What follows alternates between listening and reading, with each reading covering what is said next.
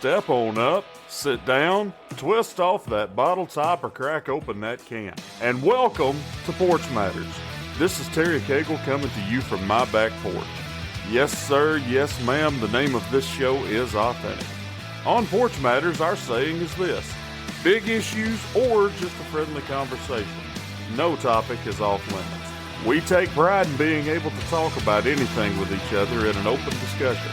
Open discussion is one of the only ways to learn. Your perspective could be changed. You could change the perspective of others. On this episode, Melissa returns to the porch. She tells us what's been going on in her world and where she has been. We talk about how Thanksgiving went for each one of us, and after that, me and Jason talk about the fairness doctrine and why we think something like it is desperately needed today. Without further ado, let's get started.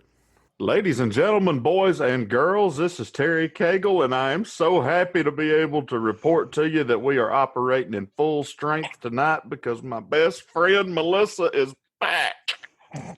You make me feel like the Gold Power Ranger or something. Go Power Rangers. Me and Jason have missed you the last few episodes. Yeah, I am pretty missable. It's been weird. Has it? Man, you It guys talk just fine all the time, I'm sure. I've had a series of events that happen, and my job, I started working 6 days a week, 12 hours a day, so my only day off was on Sundays. So Sundays was kind of set aside for like family day because I still didn't get up till like 2 o'clock in the afternoon, and they went to bed at like midnight or 1. So I stayed with them on those days. But yeah, I went to the hospital. I was there for a couple of days. I had this is the stupidest thing I've ever heard in my life, but I had a cold that triggered symptoms of COPD, and my oxygen level went down really bad. So they kept me in the hospital for observation. I seriously thought it was the COVID, but it wasn't. The doctor thought it was the COVID, but it wasn't. I was tested 4 times, and I would not recommend doing that unless you have symptoms at this point because it's terrible. But I'm better now. I've had the past 4 days off for Thanksgiving, and it's been a great couple of days. I really needed these days off. I feel very rested. I've got some stuff done. I got my head together. I don't feel like I just wake up and go to work right now, so we're okay. That's a pretty tough cycle to be in when you're working that many hours and that many days a week. Because when you're not working, and even if you've had 8 hours sleep, you're just so drained. It's very difficult to do anything else. Well, it was stupid on my part. Okay, I love the job, but dude, I see you over there nodding. Terry's been telling me that this job is just the worst for me because I was a driver for like 7 years, all right? And I still work for a truck driving company, but I went from that to loading trailers. It pays hourly, and it's very, very physical. And I did not realize how much physical things I have not done in my lifetime over the past couple, three or 4 years or whatever. As I started out doing flatbed, and I had to get up and down, climb trailers and pull, tarps. So I still had to stay pretty active. But this job, there's a lot of climbing, there's crab crawling, and I duck and have to squat down and walk a lot. I have to walk more than I've ever had to walk for any job that I've ever done. But it's really good for me because it's starting to, my energy levels are coming back. I'm losing weight. I have to. My knees, though. As you get older, as we all get older, we creak and pop and all that stuff. And I'm 35 years old. I feel like my knees are just gone. But luckily, they feel better now. They were cracking on the top of my kneecap. I didn't know that could happen. Yeah, you ought to hear me on an elliptical machine. No, it's bad. Yeah, yeah.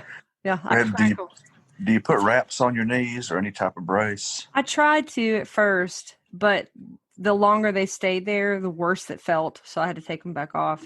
Yeah. But now, after I've adjusted a little bit, it took about a month for my knees to adjust to doing this. Now I'm fine. I can fly through that. My knees are fine. My knees still try to do really weird things. They wouldn't let me sleep for the longest, but now I can see the top of my kneecaps. I haven't seen those since I played ball because I had so much fluid and I didn't know it. But now I'm feeling much better. We've had a couple of incidences happen. We've had an accident. They're all okay. They survived, but it's been kind of rough for me the past couple of weeks. But now everything's starting to kind of iron itself back out, and I'm feeling pretty good. Well, we are glad to have you back. I know I can't speak for Jason. I know I can speak for myself. I'm just like a fat kid in a candy store seeing you back on the computer screen. I've missed my friend. Yeah, I've missed you too. I haven't got to. That's another thing. When you go switch from days to nights, you've got nobody to talk to. It's so bad. I know. I wouldn't recommend doing that to anybody unless all your friends are up at nighttime. I know. Yeah, I've been still trying to contact you and everything, stay in touch, but you've been snoring. That's exactly what I was doing when you called. He'd call me at like 11 o'clock in the morning, and I'm like, really? When I check the phone, because I definitely don't wake up. If anybody knows anything about me, I am the world's worst about hearing an alarm. I sleep through anything. That's a show in itself. Yes, that's a whole other thing. Terry has called me 80-something times in a row before just to get me up to do my job. 100. Don't let her. Oh, okay. 100. Well, 80, 100 is still a lot. I even developed a system. Let it ring 4 times because between either 5 or 6, it would go directly to voicemail. So after the 4th ring, I'd hang up and quickly call back. That way it just continuously rang. And that's exactly what happened. That's the only way I'd wake up, though. And then one day I remember waking up and going, what, Terry? I still got 10 minutes to sleep. It's a true story. That happened. I'm one of those people. That extra minute means the world. You let me stay there that extra. And he had 10. I had 10 extra ones with him. Well, how was everybody's Thanksgiving? It was interesting for my part. Well, let's hear it.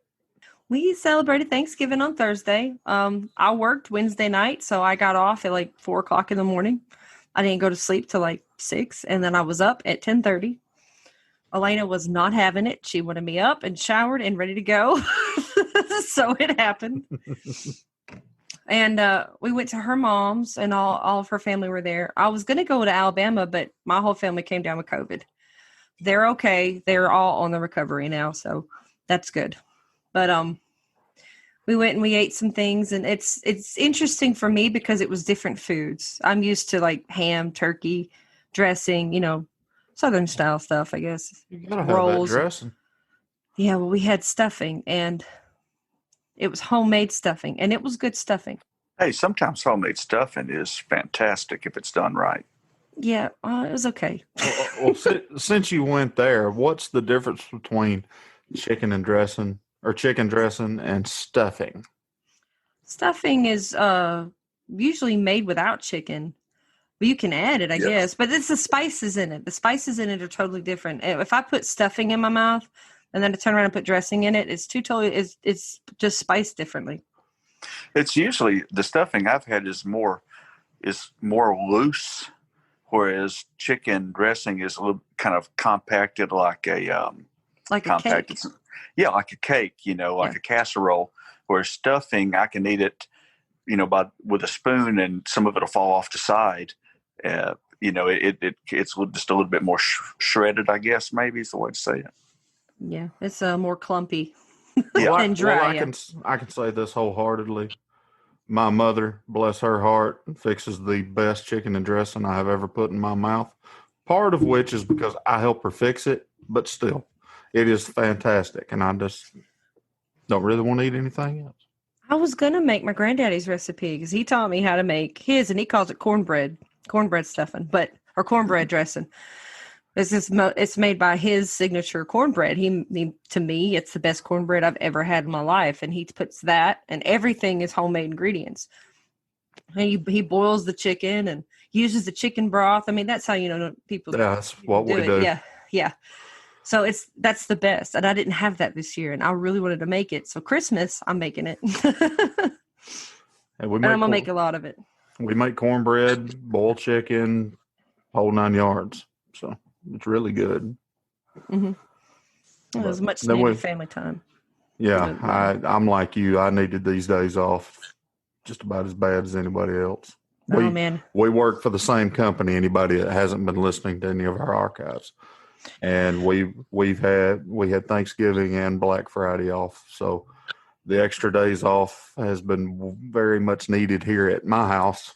Elena kept telling me over and over again how much she needed me to be here just to hang out with. And we have done a lot of that. We've hung out together, and we did need that. We really needed to heal some things. Because after that, took that job, she works days, I work nights. So it's a little iffy sometimes. And when we both feel alone sometimes, but just to hang out for a day, it was fantastic. And I feel like we're really doing much better.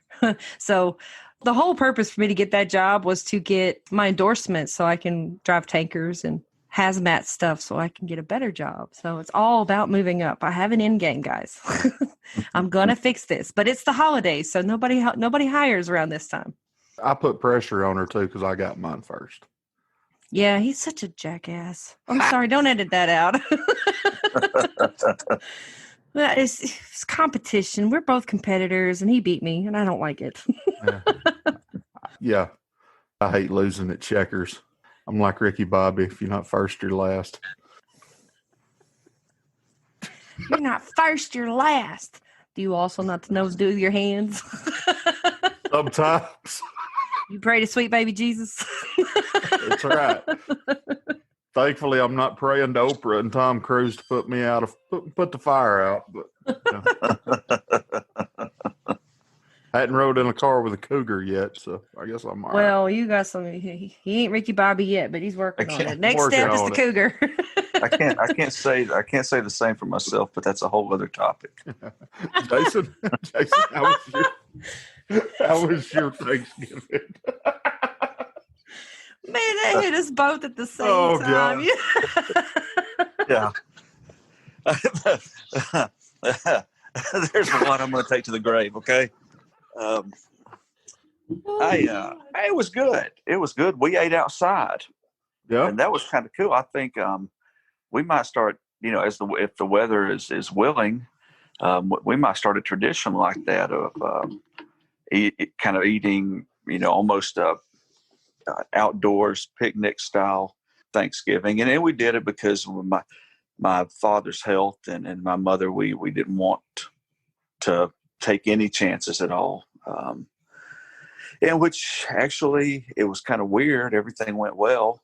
And my brother-in-law, one of my brother-in-laws, he did not come. He went to his sister's. And then I was informed the next day that he and my sister were in quarantine because his sister tested positive the next day for COVID and exposed her entire family. Oh, no. So I was like, well, okie dokie then. So, but it was the most laid back Thanksgiving I've had. We watched some of the parade. I'm kind of like you guys. Today is the first Sunday I've had off in 2 months. And it was very weird, very strange to me on Thursday, especially Thursday, but also Friday, because I kept looking around. I didn't understand why I felt so odd. And then it occurred to me, it was very strange to not be at work and to not be doing something work related. I woke up 3 of these days thinking I was late for work. So I get ready to go to work. Yes. And I was very thankful for that. And we just had a very good, like I said, a laid back Thanksgiving, and I enjoyed it very much. Mine was interesting, I do have to say. Backtrack to last week, Sunday, I think it was last week. I went up to Stacy's mom and dad's house and had Thanksgiving up there with them. They do theirs a week ahead of time. Enjoyed that. Ate way too much, as usual. Fat boy over here. And worked and everything the next week. We had Thanksgiving and Black Friday off, as I said. So Thursday was the first time that I've brought a significant other to Thanksgiving. So that was interesting. Ooh, I bet they attacked her. Luckily, they were on their best behavior. Oh, thank goodness. Shout out to Wendy and Kevin if you're listening. Thank you for not embarrassing me. If I were there, I totally would have attacked her. I mean, with questions, not in a violent way. But she's a pretty good sport. Of course she is. She's been with me for over a year. She must be pretty damn patient. Very understanding soul. Maybe I need to start calling her Job. Yeah.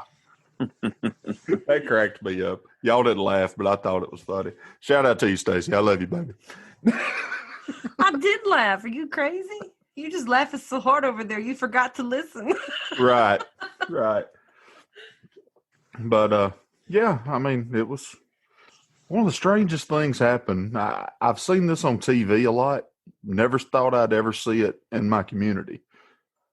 There was a deer that just walked up out of nowhere and was able to walk up and pet it. It was just like you was at a petting zoo. It was weird.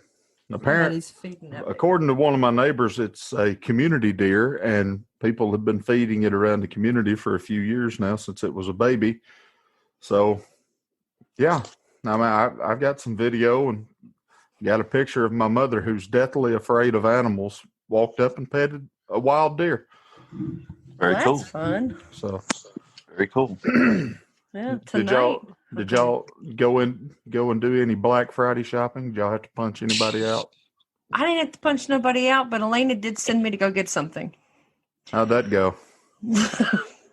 Well, they had a sale at Bath and Body Works. It was Lord. buy 3, get 3 things for free. So she gave me money because she's determined I was going to go. So me and Grace jumped in the car and got there, and there's a line all the way out. This is right by Walmart. There's a line all the way out to the Walmart entrance to get into Bath and Body Works. And I took a video of it. She was like, well, maybe I can just order them offline. And I figured, well, I'm here. I'll just go ahead and wait in line. So I did. I waited in line for about an hour to get in.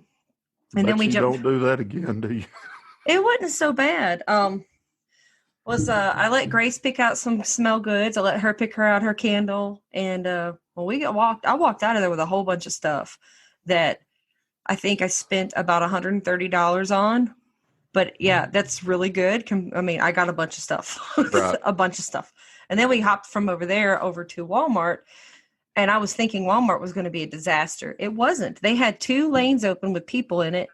I mean, like people running the register, and then all of the other lanes, self-checkout were open. And there was hardly anybody in there. So it was easy to get in and out. I went to go get Christmas decorations, and then I decorated the house. I have lights on the house. It's the first time I've done that since I've been away from home. Put Christmas lights up. That's awesome. Yeah, it was fun. And then tonight, Elena made her signature lasagna, and it made me fall in love with her all over again. If you've ever eaten anything to make you fall in love with whoever made it, this is it. That stuff was the best lasagna I've ever had in my life. So it's a shout out to you, Elena. This was so delicious. Did it have ricotta cheese in it? No, it has cottage cheese in it. I helped her make it. It was good. Actually, I just did the mixing because that's the part she couldn't do. Ricotta cheese to me is the equivalent of putting pineapple on pizza. No, she says you never put ricotta in a lasagna, so she didn't. But it's got cottage cheese in it, and let me tell you, that is some of the best stuff I've ever had. She made 2 different types in one pan. It's like a spinach and sausage lasagna, and then like the signature, just regular lasagna. It was delicious. Okay. All this food, man. Yeah, I'm gonna get fatter. Well, it's a good thing you got that physical job now that you can work those carbs off, right? Yep. I want to get one of those Fitbits just to see how many steps that I actually walk during that time, because my pants, they don't fit right anymore. You'll be surprised. And I have a big booty, y'all. I have a big booty. My pants don't fit my booty don't fit my pants right now. Jason, did you do any Black Friday shopping? No, I in our little town, our little city, I noticed that I guess because of COVID, they're doing things differently. Most of the retailers were closed Thursday night until Friday morning. And then Friday, we drove through town, and I was very surprised at how few people were out. But, it was kind of nice because I felt like over the years that they keep encroaching on Thanksgiving with Black Friday shopping to the point to where you've got people who really, they have to leave a a Thanksgiving Day gathering because they've got to get out there and start shopping because it's earlier and earlier. Isn't it And crazy? It's crazy. And It's I like thought you it was sit kind down. of nice. I'm sorry. You sit down, you give thanks for all this stuff, and then you go out and punch somebody in the throat because they're taking the last TV that you wanted. Oh, yeah. Man, we got to get them bargains, man. Got to get them bargains. I don't know. I've never done very much of it. So, I've gone a couple of times just to watch people. But other than that, nah, it's not my speed. I've went Black Friday shopping one time, and that was good enough for me. I went up and met my friend John at Moulton. We went up there because they had PS4s on special. It's been several years ago. And I walked around with a PS4 under my arm and my right fist balled, ready to punch somebody. I watched them bring out a big box of DVDs that was on sale. And as soon as the timer went off, you'd have thought it was a body getting ravaged in The Walking Dead by walkers. It was crazy. Wow. That is some description. That's the best. I know. That's the best way that I could describe it. I mean, it was just like everybody just pounced on that box, started seeing stuff flying everywhere. It was crazy. Yeah, I heard that. I said I'd never do it again. Now, have you ever seen the people standing in the aisles around pallets wrapped in plastic with their hands on the stuff? Yeah. That's the craziest. I mean, they look at you like, don't mess with me.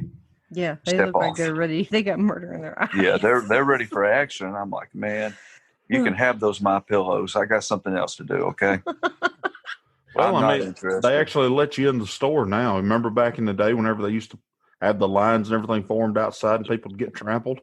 No, there were people who were trampled, yeah. It's crazy. It's just insane. It's craziness. No, I heard that this year a lot of people weren't going to do Black Friday sales because of COVID. Yeah. But Yeah. like I'm with you on what it does. It seems like it encroaches closer and closer. Yeah, it's on Thanksgiving. Like Walmart was shut down for a little while, and then they opened back up at 6:00 with Black Friday deals. Yeah.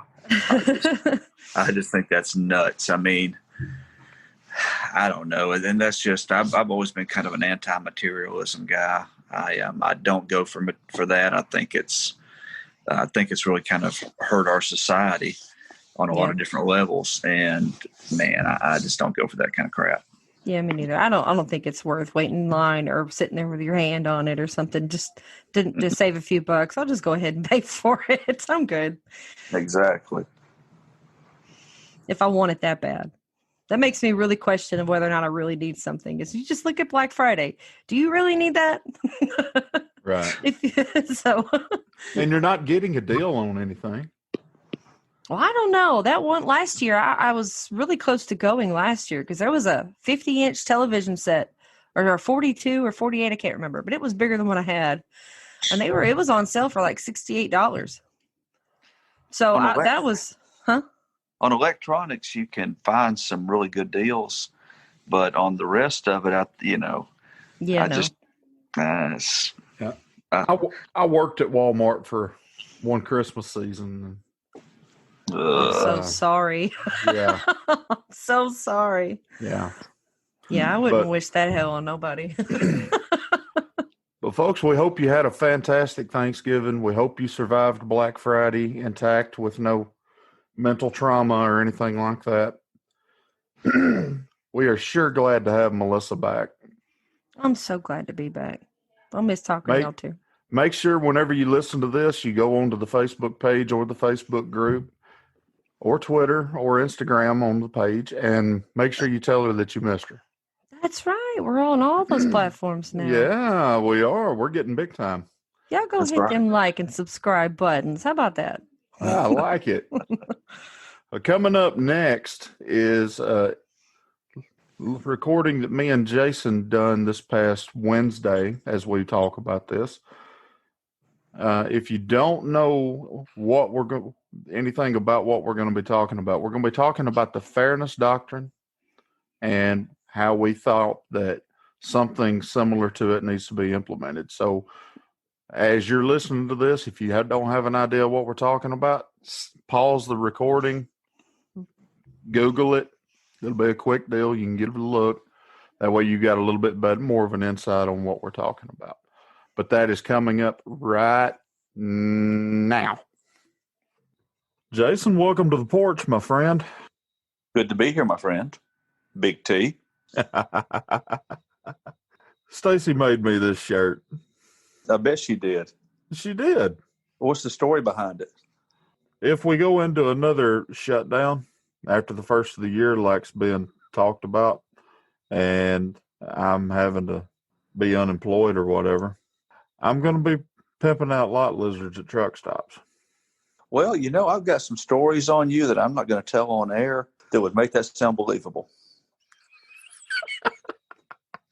Easy killer. I hope you've had a good week, my friend. This whole election thing has just been crazy. You got a lot of information out there on one side or the other. People are throwing out a bunch of stuff that's false on however you want to look at it. Quite frankly, we've been talking a lot about things on and off of air. One of the things that we agree on wholeheartedly is that there is something that has been taken away that needs to be reinstated.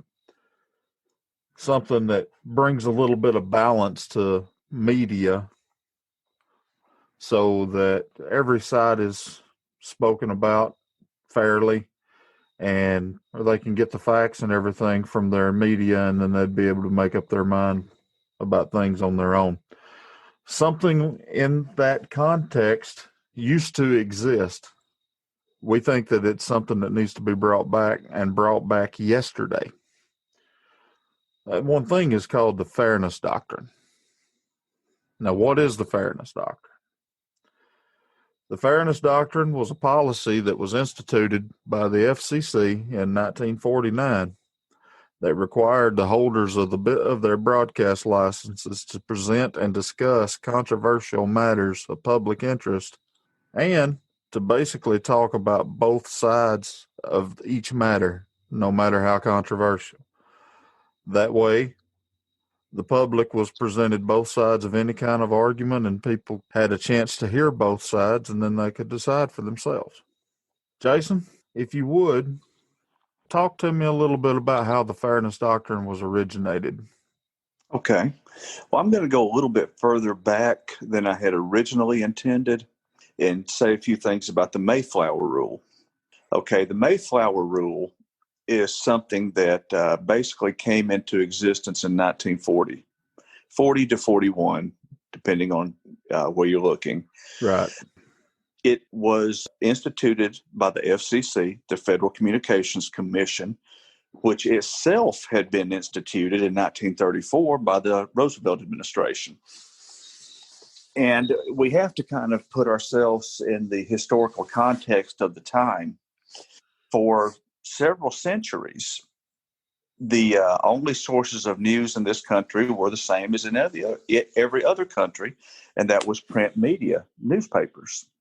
Well, sometimes, even in smaller cities, you would have several competing newspapers.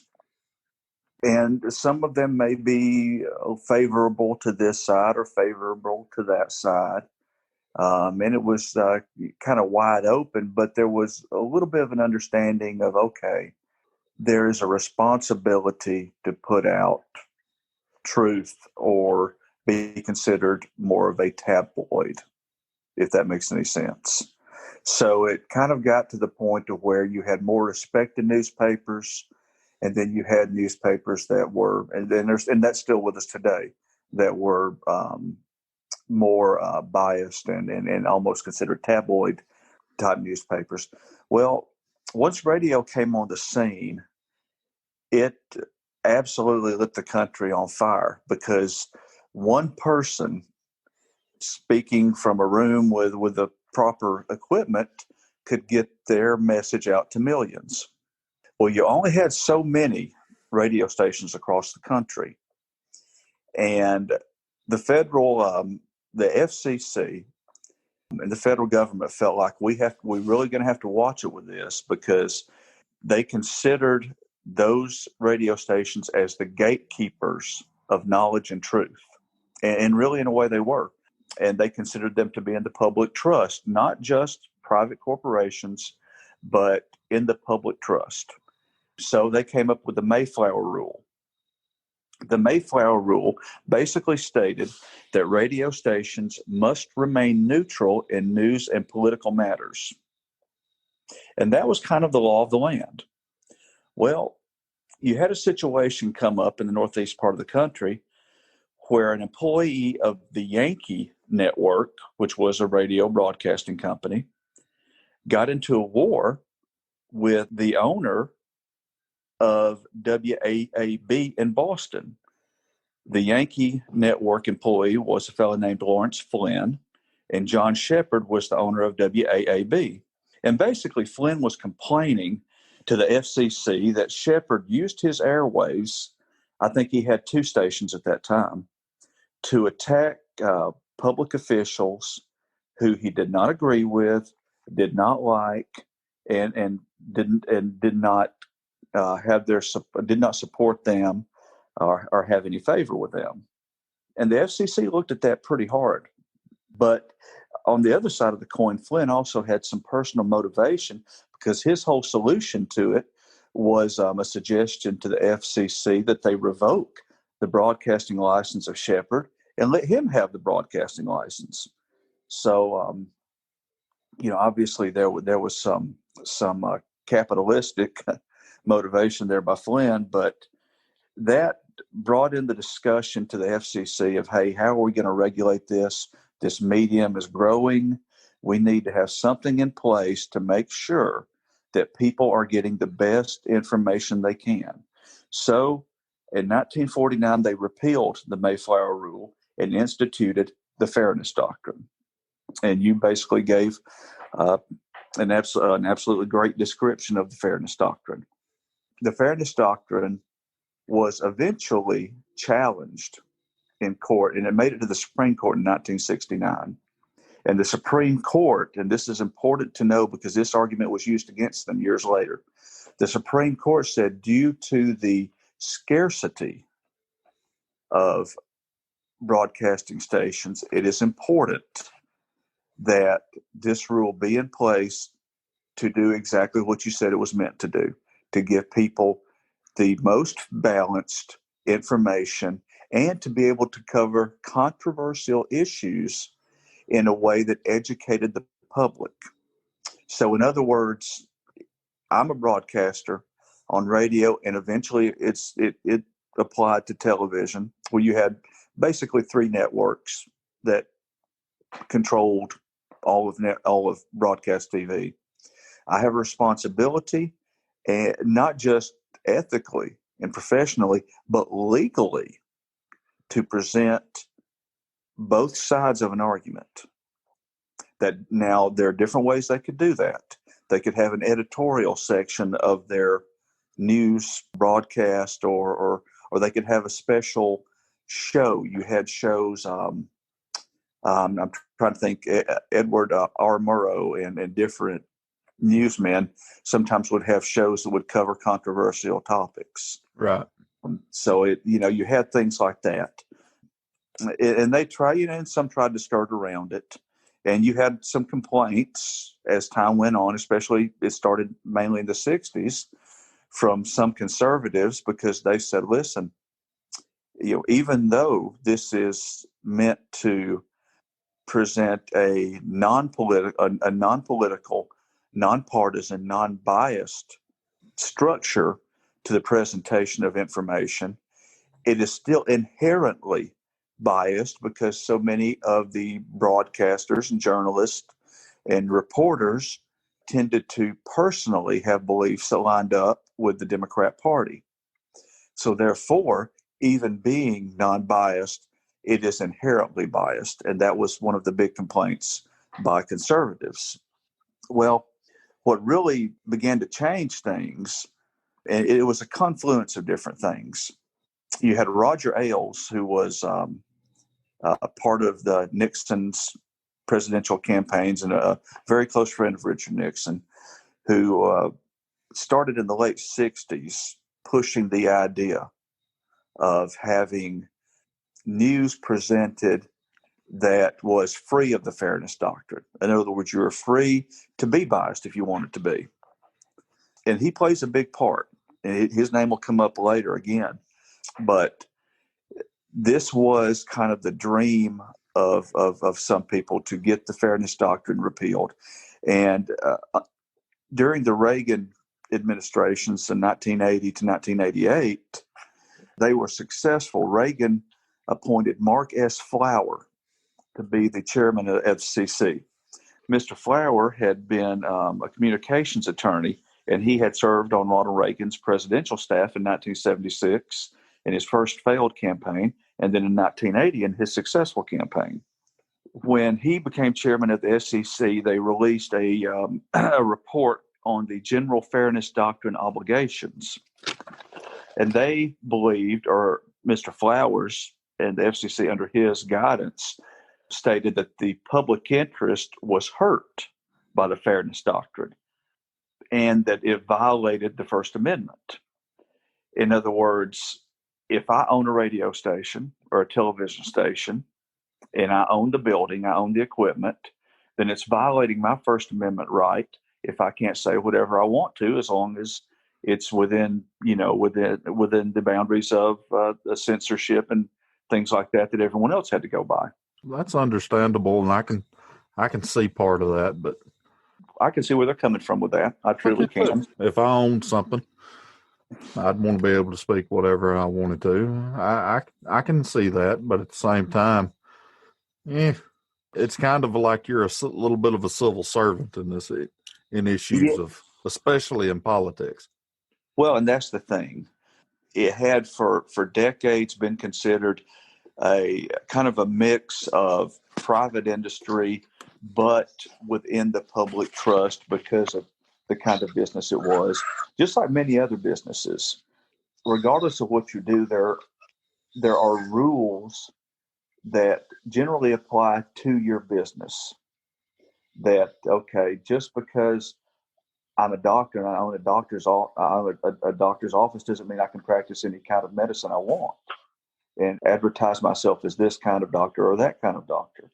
There are different rules that everyone has to go by, considering what the nature of their business is. I think we're both kind of in agreement on that part. Right. We can see the other part, but I think we're in agreement on that. Oh, yeah. Well, it was abolished in 1987 in a 4-0 vote of the committee put together by the FCC to deal with that particular issue. Democrats in Congress tried to reintroduce it, and Reagan vetoed their bill. After Reagan left office and George H.W. Bush came into office in 1988, he made it clear that if it was reintroduced, he would veto it also.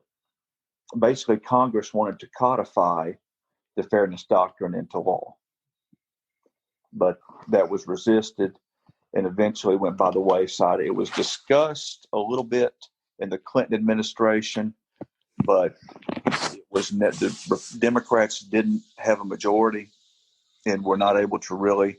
At one time, we had divided government, and then you had a Republican majority. And then after that, it just kind of became one of those things that was put on the shelf. Overall, in hindsight, the abolishment of the Fairness Doctrine has been seen in two different ways from my readings. One, as an inevitable part of a growing technology, when you consider how cable television took off, and it was not regulated by the Fairness Doctrine like network television was. And when you consider how the internet has taken off and basically been unregulated, a lot of people look at that and say, well, the Fairness Doctrine in its past form would be archaic. It would not be applicable in today's time in its past form. And also you have people who have, lots of people, massive news organizations who have made tremendous amounts of money and built empires based on the abolishment of the Fairness Doctrine. Rush Limbaugh was really the first. And after seeing the success he had, Rupert Murdoch decided during the latter years of the second Clinton administration, actually the latter years of the first Clinton administration into the second, to introduce Fox News and push them to the right. Fox News was made as a direct competitor against CNN at the time. Right. And CNN at the time was still basically playing by the rules of the fairness doctrine. To a degree. To a degree, to a large degree at that time. To a degree, they were still very, very credible, definitely at the time. I agree with that. Yeah. They did get caught in a couple of things that I can't remember right off the top of my head, but they got caught in some interesting predicaments back in the day. But all in all, especially compared to now, they were incredibly credible. But yes, please continue. Right. Well, and after seeing the success that Fox was having by drifting further to the right during the latter years of George W. Bush's administration, MSNBC decided we're going to be the answer to that and veer to the left. CNN, seeing both networks basically doing that, decided they would drift to the left as well. So that was pretty much the death of anything approaching nonpartisan, apolitical, or non-political reporting with cable media. You also had the Telecommunications Act of 1996 that came into play as well. There was a part, I can't remember exactly what it was right off the top of my head, but it enabled different station owners and everything else to be able to gobble up every radio station or every TV station that they could get their hands on. And you ended up with instances as in Clear Channel right now, where Clear Channel is what basically consists of about 70 different broadcast companies right now. Mm-hmm. You end up with things like, not that I'm complaining about this because this show happens to be on this particular program, but iHeartRadio, for example. And, you've got, those are just two separate instances, but without the Telecommunications Act of 1996, you wouldn't have anything like that. Yes. It was the Walmartization of broadcasting. Whereas used to, you had limitations and restrictions on how many stations of either radio or TV that one person or one company, whatever, could own. But the Telecommunications Act of 1996 done away with that, and you ended up with a monopolization of a lot of your news. That had a lot to do with the rise of Fox, with the rise of MSNBC, which is owned by Universal. You had, during the times of CNN, you also had the merger of AOL, Time Warner, all of that ended up owning CNN. I think AT&T now owns CNN, if my memory serves me correctly. I could be wrong. Please fact check me if I'm wrong. From what I've heard lately, CNN's ratings and everything has been so horrendous that AT&T is actually talking about possibly selling CNN. But all of that has also had to do with the rise of what we call internet free press. And then you've got that war between the mainstream media, as I hold up Dr. Evil quotation marks, and then those on the internet side that are trying to promote what they call real news. Some of them are just post whatever, but you also during that time had the rise of Matt Drudge, who at the time was a pretty straight-laced journalist. He was the one that broke the story about Bill and Monica, and that was his claim to fame. But you've had several other incarnations of what was later named after he broke that story, called the Drudge Report. Mm-hmm. And there's been a lot of internet news that's been on the rise. because of what you were referring to as the leaning of left or right. And for the most part, it's left these days. The only thing close to the right on the mainstream part was Fox, but it has done went to the left as well now, more so than what it was. The Murdochs ended up donating millions of dollars this past year to the Democratic elections. But well, it's kind of the neat, and when you look at the breakdown of it, one medium we're leaving out is talk radio, and 70% of talk radio shows in this country are conservative. So each side has their own little empires in different areas of the media. I don't really believe there's such a thing as the mainstream media anymore. I believe it's basically the Wild West at this point. The main complaint you seem to hear out of people is, where can I go to hear news without a bias? Main complaint that I see in here is, where can I get news that is reliable and accurate? Well, without a bias. And that's the biggest issue. Bias or no bias, a lot of people these days are actually just looking for facts. Well, that's the problem with the bias that we have now in the media on both sides. You get more opinion than you get facts. It's all editorialized. Right. And you get facts, but the leaving out of other facts. And that's what, And that's what the fairness doctrine would take care of. Exactly.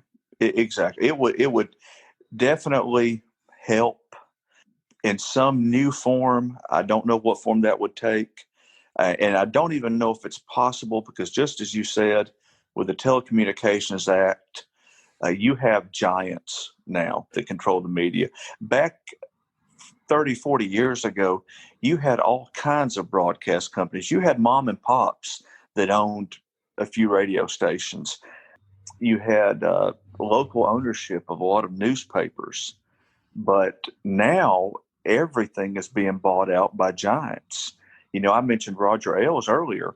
Roger Ailes, who had the dream back in the late 60s of a conservative news network, is the man that Rupert Murdoch put in charge of Fox. And, so it's basically we're at a point now where you've got any news that will reinforce your own beliefs and your own biases. You can go to that news source and get all you want to hear and not hear anything you don't want to hear. And that really is not good or healthy for civic discourse in this country. It's not. And then you also got the what you were referring to earlier. Before you had the newspaper, before you had the radio, you had the good old-fashioned town square. Mm-hmm. You had somebody hopping up on a box or on a stump or whatever, and just telling everybody about it. That's where that whole line, extra, read all about it. They were telling all about it. Mm-hmm. These days, I say these days, but even going forward, your radio ended up turning into that marketplace. Yes. And then in the 50s and 60s and everything, it turned into the television. Mm-hmm. Then now it's the internet and social media. Oh, yeah. With social media, every individual is their own news network. You can put anything out there you want and say anything you want, basically. There are some standards, because the social media giants are under fire to introduce some kind of standard. But you can find a medium in social media to say basically anything you want, if you find the medium that will allow you to do that. And so therefore, it's kind of like Andy Warhol said back in the 70s, when he said in the future, everyone will be famous for 15 minutes. What he should have said was, in the future, everyone will be a news network for 15 minutes. Social media also has that nice, wonderful thing called Section 230, Wasn't it brought in on the Communications Decency Act? I'll be honest with you, I'm not up on that. Well, from what I understand, just from what I've been hearing and reading and everything, that Section 230 basically is a loophole put in for those social media giants to where they don't have to claim to be a publisher. Well, if they're not going to be claiming to be a publisher, the argument is that's where they shouldn't be able to do all the fact checking and everything else that they're doing. And if they're going to be doing all of this fact checking, and the controversy with all the fact checking isn't necessarily the fact that there are people looking over everybody's shoulder to be able to tell if it's true or not. A lot of the controversy is a lot of stuff that is being posted that is factually based. It's almost like the fact checkers are looking at it like, and they're fact checking, as I hold up quotation marks, basically just to try to censor and or promote another agenda. The argument is it's not actually fact checking, that it's basically censorship. You hear a lot of conservatives and everything talking about how that Section 230 needs to be removed on those social media giants. Well, I have heard a little bit. The familiarity I have with what you're talking about, and a lot of that goes back to over the past 4 years. Goes back further than that.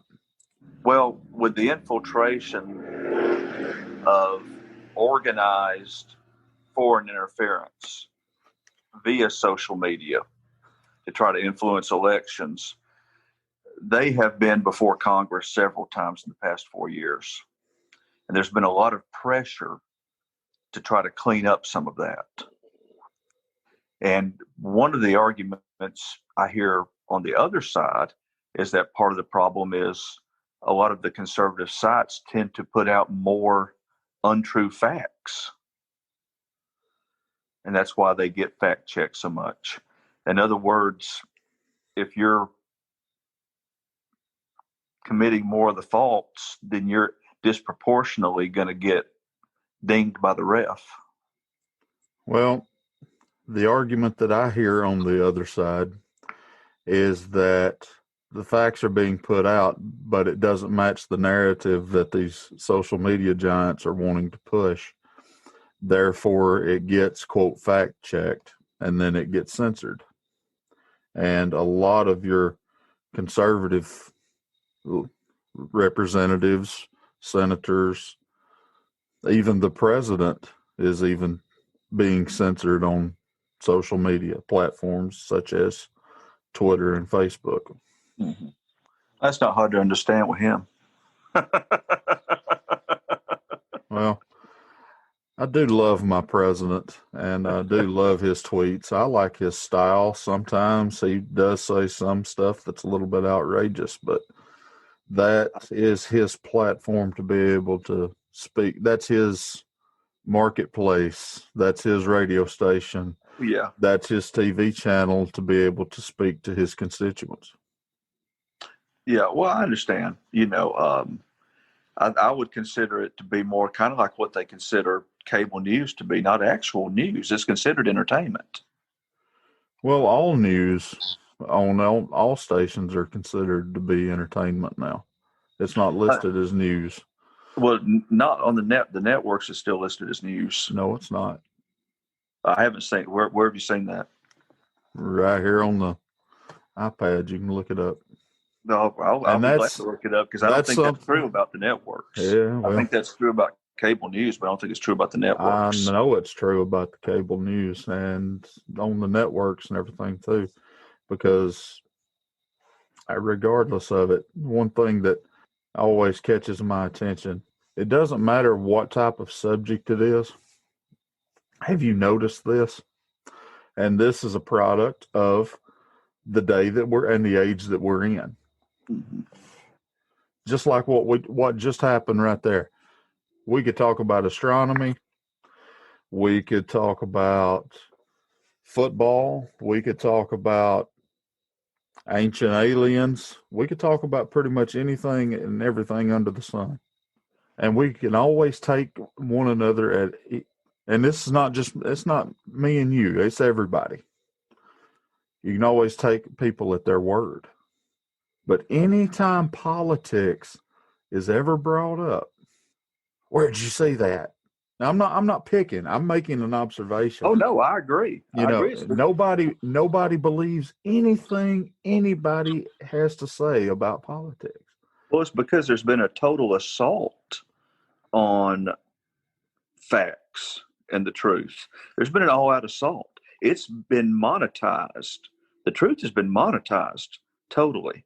Mm-hmm. And therefore, if someone you're talking to tends to lean one way or the other, the first thing you think is, well, where are you getting that from? Because no one trusts the other side anymore. Exactly. And that's why we need to bring back some sort of fairness doctrine. I agree. Pros of what we've been talking about tonight, just to sort of wrap this up. If we had some kind of fairness doctrine back in place, our news media would be a more balanced approach on matters of public interest. You'd be able to hear the quote right side, or you'd be able to hear the quote left side. You'd be able to hear kind of like what we do on this show. You'd be able to hear every possible angle. That way you can come up with your own decision and you can come up with your truth. What's a con for it? Simple, but yet very bold as well. Without any kind of order to anything like this put in place, the only con that really makes sense to say is you end up with our current model. No matter what side you're on, I think if you were to just sit back and think about it really hard, the current model is not working. And we've got way too much splintering.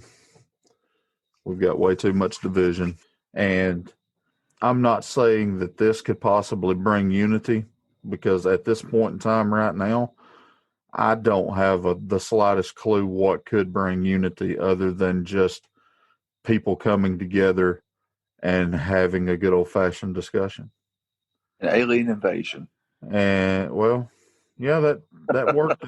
That worked in Independence Day, didn't it? Man, Bill Pullman gave a great speech. I stood up and cheered. That was one of the best presidential speeches I've ever heard, even though it was fake. I felt like that military fella at the end of it with tears in his eyes saluting. Yeah, I did too. We cheered at the end of the movie. The whole theater did. And it took me 20 years to realize it wasn't that great of a film. It was revolutionary for its time. Buddy, I'm going to tell you, it was. I'm telling you, yeah. It was absolutely It was the most revolutionary film since Terminator 2. I'll go along with that, which now I'm a Terminator 1 guy. I'm old school, you think. I love Terminator 1, but yeah, out of the two of them, T2 was my pick. Out of all the Terminator movies, T2 is still my pick as far as my favorite one. What's your third favorite? As far as the Terminator movies? Yeah. Now, since we're chasing this rabbit, I would probably say T3. T3. I like the one, was it Salvation? The one where Christian Bale was in it. Yeah, wasn't that the one where if you don't want to hear this spoiler, you might want to skip 15 to 30 seconds ahead? Wasn't that the one where John Connor turned out to be the bad guy? That was Terminator Genesis. That was the next one. I did not like that one. I didn't like that one either. I did not like it. No, sir. Did not like it at all. I still haven't seen the new one where Arnold comes back for the 75th time. You know, it's pretty good. It's not great, but it reminds me of the first one more than any of them. Well, that's because James Cameron came back for this one. It had that feel. Yeah, that's why, because James Cameron came. Yeah. The fact that he was not a part of the other ones is just a travesty and a disgrace, in my opinion. But I think the franchise is dead myself. I think it's dead. It is. You know, the magic's kind of gone. Yeah. Especially since it feels like we're living in Skynet these days. I'm telling you, man, 2020 started out weird, and it just kept getting weirder and weirder. Don't hold your breath. It ain't over yet. You got that right. I seen a meme, and it kind of scared me a little bit today. It said, for everybody that's praising the end of 2020, Mad Max was presented in 2021, or took place in 2021. Yeah, that's a good point. That's all the time we have for this episode. Please like the page and join the group on Facebook at Porch Matters Podcast. Please subscribe or follow us on Apple Podcast, Google Podcast, Spotify, Stitcher, TuneIn Radio, or the platform of your choice so you don't miss an episode. If you're listening to us on Apple Podcast, please rate the show and leave us a review if you have the time. Thank you very much for listening, and catch us next time right here on Porch Matters.